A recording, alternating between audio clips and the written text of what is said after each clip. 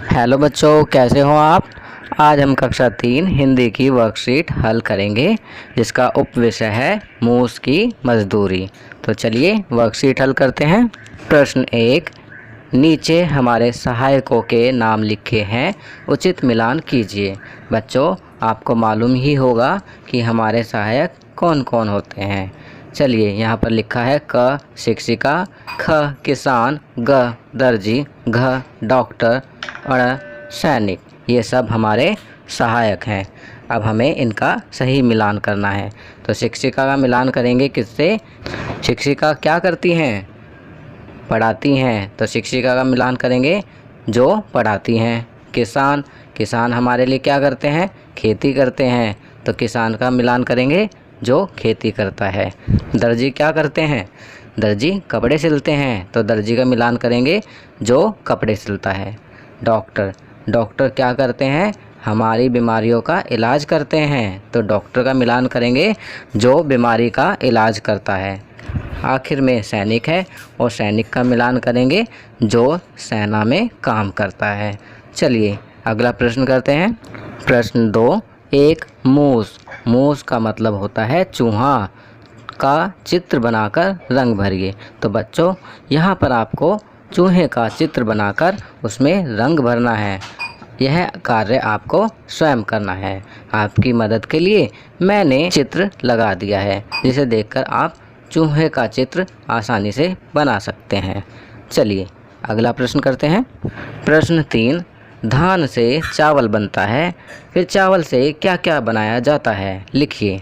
बच्चों, आपको यह मालूम तो होगा ही कि धान से चावल निकलता है और चावल से फिर खाने पीने की बहुत सारी चीज़ें बनाई जाती हैं, जैसे खिचड़ी, पुलाव, पोहा, खीर, पापड़, इडली, रोटी, डोसा, मुरमुरे इत्यादि।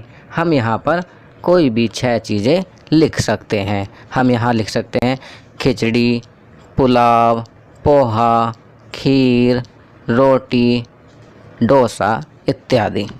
चलिए अगला प्रश्न करते हैं। प्रश्न 4, पोखरी अर्थात तालाब में क्या क्या होता है, गोला लगाइए। आप देख सकते हैं कि यहाँ पर बहुत सारे शब्द लिखे हुए हैं, जैसे मुर्गा, कोयल, मेंढक, कौवा, मछली, गधा, केकड़ा, व्हेल, बिल्ली, घोड़ा, कमल, फूल, चूहा, कछुआ, बंदर इत्यादि। हमें केवल उन जानवरों पर गोला लगाना है जो तालाब में होते हैं। तो चलिए देखते हैं कि कौन कौन सा जीव तालाब में होता है। पहला मुर्गा, नहीं। कोयल, नहीं। मेंढक, हाँ, हम इस पर गोला लगाएंगे। कौवा, नहीं। मछली, हाँ, यह भी तालाब में पाई जाती है, तो मछली पर भी गोला लगाएंगे। गधा, नहीं। केकड़ा, नहीं, यह समुद्र में मिलता है। व्हेल, यह भी नहीं, क्योंकि व्हेल भी समुद्र में मिलती है। बिल्ली, नहीं। घोड़ा, नहीं। कमल फूल, हाँ, कमल का फूल भी तालाब में मिलता है, क्योंकि तालाब में कीचड़ भी होती है और कीचड़ में कमल का फूल खिलता है। चूहा, नहीं। कछुआ, हाँ, इस पर लगा सकते हैं। कछुआ भी तालाब में मिल जाता है। वैसे ज़्यादातर कछुआ समुद्र में पाया जाता है, पर कभी कभी तालाब में भी दिख जाता है। बंदर, नहीं। तो इस प्रकार हमने तालाब में पाए जाने वाले जीवों पर गोला लगा दिया है। चलिए अगला प्रश्न करते हैं। प्रश्न 5, शब्दों का क्रम ठीक करके अर्थपूर्ण वाक्य बनाइए। यहाँ पर आप देखेंगे कि बिगड़े हुए क्रम में वाक्य दिया हुआ है, फिर शब्दों को सही क्रम में लगाने के बाद एक अर्थपूर्ण वाक्य बनाया गया है। एक उदाहरण आपके लिए यहाँ दिया हुआ है, जैसे दूध दही से बनता है। इस वाक्य को पढ़ने के बाद हमें कोई अर्थ निकलता नज़र नहीं आ रहा है। इन्हीं शब्दों को अब सही क्रम में लगाने के बाद जो वाक्य बना है वह इस प्रकार है, दूध से दही बनता है। हाँ, इस वाक्य को पढ़ने के बाद हमें समझ में आ जाता है और इसका अर्थ निकलता है कि दूध से दही बनता है। चलिए अब इसमें दिए हुए क ख ग घ अड़ करते हैं। क, हमको गांधी जी कहते बापू हैं। तो इसका सही क्रम में लिखने के बाद बनेगा, हम गांधी जी को बापू कहते हैं।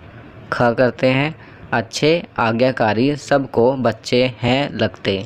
तो इसको सही क्रम में लगाने के बाद बनेगा आज्ञाकारी बच्चे सबको अच्छे लगते हैं। ग, बेकार है नहीं जानवर भी कोई। इसको सही क्रम में लगाएंगे तो बनेगा कोई भी जानवर बेकार नहीं है। घ, भारत है देश मेरे नाम का। तो इसको सही क्रम में लगाएंगे तो बनेगा मेरे देश का नाम भारत है। अड़ा, चूहा है कुतर कुतर कर खाता। तो इसका कोई अर्थ नहीं निकलता, सही क्रम में लगाएंगे तो अर्थपूर्ण वाक्य बनेगा चूहा कुतर कुतर कर खाता है। चलिए अगला प्रश्न करते हैं। प्रश्न 6, चित्र देखकर विलोम शब्द लिखिए। आप देख सकते हैं कि दोनों तरफ चित्र दिए हुए हैं, एक तरफ चित्र पर शब्द का नाम भी लिखा है। हमें उस शब्द का विलोम शब्द अर्थात उल्टा शब्द लिखना है। पहले में लिखा है ज़्यादा, तो ज़्यादा का विलोम शब्द होता है कम, तो हम कम लिखेंगे। दूसरे चित्र में लिखा है बलवान, बलवान का हम बलहीन लिख सकते हैं। चलिए अगला देखते हैं। अगले चित्र में है उतरना, तो इसका विलोम शब्द बनेगा चढ़ना। इसके बाद वाले चित्र में है अंदर। आप देख सकते हैं एक डॉगी अपने घर के अंदर है, और दूसरे चित्र में बाहर है, तो इस अंदर का बनेगा बाहर। तो बच्चों ये वर्कशीट यहाँ कंप्लीट होती है। अगर यह वीडियो आपको अच्छी लगी तो इसे लाइक एंड शेयर ज़रूर करें। अन्य विषयों पर बने हमारे लेटेस्ट वीडियोज़ को देखने के लिए चैनल को सब्सक्राइब करना ना भूलें और देखते रहिए हमारा channel knowledge kingdom. Thank you.